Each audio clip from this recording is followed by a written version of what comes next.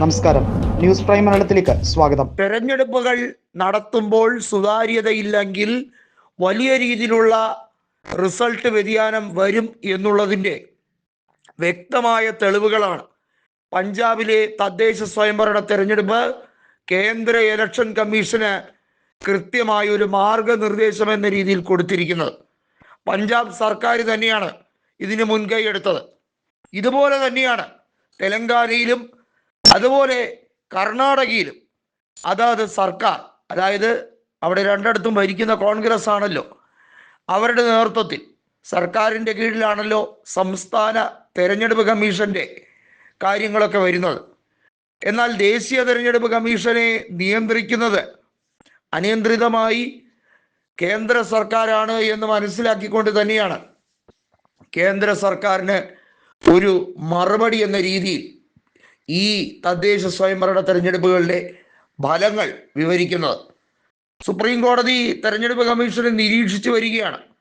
ഏതാനും വർഷങ്ങളായി തെരഞ്ഞെടുപ്പ് കമ്മീഷൻ കൈവിട്ടു പോയിരിക്കുകയാണ് എന്നതും ജനങ്ങൾക്ക് അത്ര സുഗമമല്ലാത്ത രീതിയിൽ, ജനങ്ങളെ പോലും അത്ഭുതാവഹമായി അവരെ ആശ്ചര്യപ്പെടുത്തുന്ന രീതിയിൽ ഫലപ്രസിദ്ധീകരണത്തിന് ശേഷം വെബ്സൈറ്റിൽ നിന്നും നിർദ്ദിഷ്ട രേഖകൾ എല്ലാം മാറ്റുന്നത്, വെട്ടിമാറ്റുന്നതുമായി ബന്ധപ്പെട്ട കാര്യങ്ങൾ തെരഞ്ഞെടുപ്പ് കമ്മീഷൻ തകൃതിയായി നടത്തുന്നുമുണ്ട്.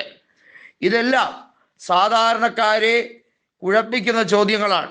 സാധാരണക്കാരോട് കൃത്യമായി ചോദിക്കുന്ന ചോദ്യങ്ങളുണ്ട്. എന്തുകൊണ്ട് ഈ ഇലക്ഷൻ പ്രക്രിയയിൽ പങ്കെടുത്തിട്ട് നിങ്ങൾക്ക് വേണ്ടത്ര ഒരു തൃപ്തി ഉണ്ടാകുന്നില്ല? കാരണം ഇതാണ്: തങ്ങൾ ആർക്കാണോ വോട്ട് ചെയ്തത് അവർക്ക് തന്നെയാണ് വോട്ട് വീണത് എന്ന കാര്യത്തിൽ പോലും ജനങ്ങൾക്ക് സംശയമുണ്ട്. VVPAT-ൽ പോലും കൃത്രിമം കയ്യോടെ പിടിക്കപ്പെട്ട സാഹചര്യങ്ങൾ ഇന്ത്യയുടെ പല ഭാഗങ്ങളിലും ഉണ്ടായിട്ടുണ്ട് എന്നുള്ളതാണ് യാഥാർത്ഥ്യം. ജനങ്ങളെ മുഴുവൻ വിഡ്ഢിവേഷം കെട്ടിപ്പിക്കുന്ന, ജനങ്ങളെ മുഴുവൻ പരിഹസിക്കുന്ന, അവരെ മുഴുവൻ പരിഭ്രാന്തി സൃഷ്ടിക്കുന്ന രീതിയിലുള്ള സംവിധാനങ്ങളാണ് ഇവിടെ തെരഞ്ഞെടുപ്പ് കമ്മീഷൻ ആവിഷ്കരണം ചെയ്യുന്നത് എന്നതും, അതേ ചോദ്യം ചെയ്യാൻ സുപ്രീം കോടതിക്ക് യാതൊരു രീതിയിലുള്ള ധാർമ്മിക അവകാശവും ഇല്ല എന്ന രീതിയിൽ സുപ്രീം കോടതിയെ നോക്കുകുത്തിയാക്കുകയും ചെയ്യുന്നതിലൂടെ തെരഞ്ഞെടുപ്പ് കമ്മീഷന്റെ സുതാര്യത കൂടുതൽ കൂടുതൽ പൊളിഞ്ഞുകൊണ്ടിരിക്കുകയാണ്. ജനങ്ങൾക്ക് എന്താണോ അറിയേണ്ടത് അതിനെയെല്ലാം ഗോപ്യമായി വെച്ച്, അതിനെയെല്ലാം രഹസ്യ സ്വഭാവമുള്ള കോൺഫിഡൻഷ്യലായ രീതിയിൽ കൊണ്ടുപോകാനാണ് ജ്ഞാനേഷ് കുമാറും ഇപ്പോഴത്തെ ടീമും ശ്രമിക്കുന്നത്. ഇവർക്ക് തുക്കടെ തുക്കടെ ഗ്യാങ് എന്ന് പേരിടുന്നത് അർത്ഥവത്തായിരിക്കുമെന്ന് കോൺഗ്രസ് അമിത്ഷായോട് തിരിച്ചു പറയുകയാണ്. കാരണം അമിത്ഷായാണല്ലോ സ്ഥിരം തുക്കടെ തുക്കടെ ഗ്യാങ് എന്ന രീതിയിൽ കോൺഗ്രസിനെയും ഇന്ത്യ മുന്നണിയെയും പരിഹസിക്കുന്നത്.